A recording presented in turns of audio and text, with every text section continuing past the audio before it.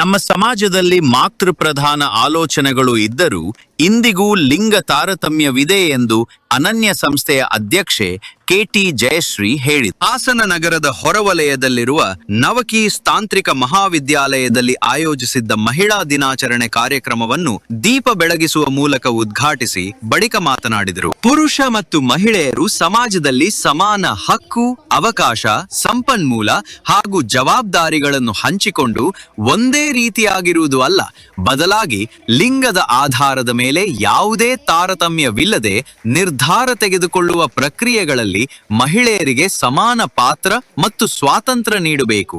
ಹಾಗೂ ನಮ್ಮ ಸಮಾಜದಲ್ಲಿ ಮಾತೃಪ್ರಧಾನ ಆಲೋಚನೆಗಳು ಇದ್ದರೂ ಇಂದಿಗೂ ಲಿಂಗ ತಾರತಮ್ಯವಿದೆ. ಅದನ್ನು ತೊಡೆದು ಹಾಕಿ ಸ್ತ್ರೀಯರನ್ನು ಗೌರವಿಸುವುದು ಮತ್ತು ಸಮಾನ ಅವಕಾಶ ನೀಡುವುದು ಇಂದಿನ ತುರ್ತು ಅಗತ್ಯವಾಗಿದೆ ಎಂದರು. ಯಾಕಂದ್ರೆ ಮಹಿಳಾ ದಿನಾಚರಣೆ ಅಂದ್ರೆ ಕೇವಲ ಹೆಣ್ಮಕ್ಳಿಗೆ ಹೇಳೋದಿರಲ್ಲ, ಗಂಡು ಮಕ್ಳಿಗೆ ಹೇಳೋದು ಸಾಕಷ್ಟು ಇರುತ್ತೆ. ನಾನು ಆಗಲೇ ಹೇಳಿದಾಗೆ ತಂದೆ ತಾಯಿಗಳು ಗಂಡು ಮಕ್ಳಿಗೂ ಸಹ ಸಮಾನತೆಯನ್ನು ಕಲಿಸ್ಬೇಕು. ಯಾವಾಗ ಮನೇಲಿ ಹೆಣ್ಮಕ್ಳನ್ನ ಅವರು ಗೌರವದಿಂದ ಕಾಣ್ತಾರೆ, ಹೊರಗಡೆನೂ ಸಹ ಅವರು ಹೆಣ್ಮಕ್ಳಿಗೆ ರೆಸ್ಪೆಕ್ಟ್ ಕೊಡ್ತಾರೆ. ನಾವೇ ಮನೆಯಲ್ಲಿ ಗಂಡು ಮಕ್ಕಳನ್ನ ಭೇದ ಭಾವ, ಹೆಣ್ಮಗು ಗಂಡು ಮಗು ಅಂತ ಭೇದ ಭಾವ ಮಾಡಿದಾಗ ಆತನಲ್ಲಿ ಎಲ್ಲೋ ಒಂದು ಅಹಂಕಾರ ಬರುತ್ತೆ. ಎಷ್ಟು ಜನ ತಂದೆ ತಾಯಿಗಳು ನಮ್ಮಲ್ಲಿ ಗಂಡು ಮಕ್ಕಳು ಲೇಟಾಗಿ ಬಂದರೆ ಪ್ರಶ್ನೆ ಮಾಡ್ತೀರಾ? ಹೆಣ್ಮಕ್ಳು 6 ಗಂಟೆ ಆದರೂ ಬರಲಿಲ್ಲ ಅಂದ ತಕ್ಷಣ ಸಾಕಷ್ಟು ಪ್ರಶ್ನೆಗಳು, ಎಲ್ಲೋಗಿದ್ದೆ ಏನು ಎಲ್ಲ.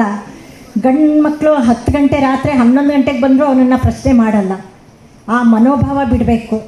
ಗಂಡು ಹೆಣ್ಣು ತಾರತಮ್ಯ ಮಾಡದೆ ಇಬ್ಬರಲ್ಲೂ ಸಹ ಒಂದು ಒಳ್ಳೆ ಸಮಾನ ಮನೋಭಾವವನ್ನು ಮನೆಯಿಂದನೇ ಕಲಿಸಿದಾಗ ಅಷ್ಟೇನೆ ಆತ ಇನ್ನು ಹೊರಗಡೆ ಬಂದಾಗ ಹೆಣ್ಮಕ್ಳಿಗೆ ಗೌರವನ ಕೊಡೋಕ್ಕೆ ಸಾಧ್ಯ. ಈ ಅತ್ಯಾಚಾರ, ದೌರ್ಜನ್ಯ ಏನು ನಾವು ಪ್ರತಿನಿತ್ಯ ಕಾಣ್ತಾ ಇದ್ದೀವಿ, ಇದೆಲ್ಲ ಕಡಿಮೆ ಆಗೋದಕ್ಕೆ ಸಹಕಾರಿಯಾಗುತ್ತೆ.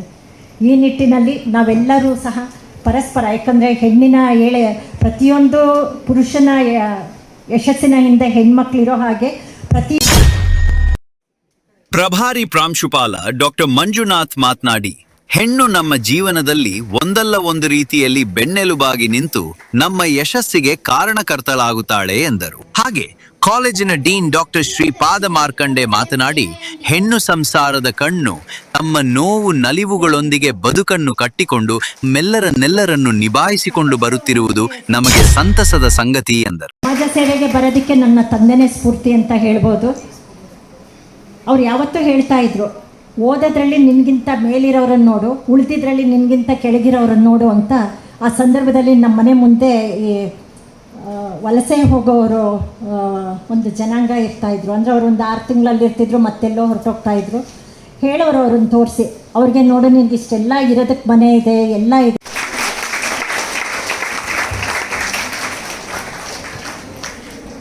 ಈ ಸಂದರ್ಭದಲ್ಲಿ ಸಂಯೋಜಕರಾದ ಡಾಕ್ಟರ್ ವಿನುತಾ, ಅಧ್ಯಾಪಕರ ವೃಂದ ಹಾಗೂ ವಿದ್ಯಾರ್ಥಿಗಳು ಪಾಲ್ಗೊಂಡಿದ್ದರು.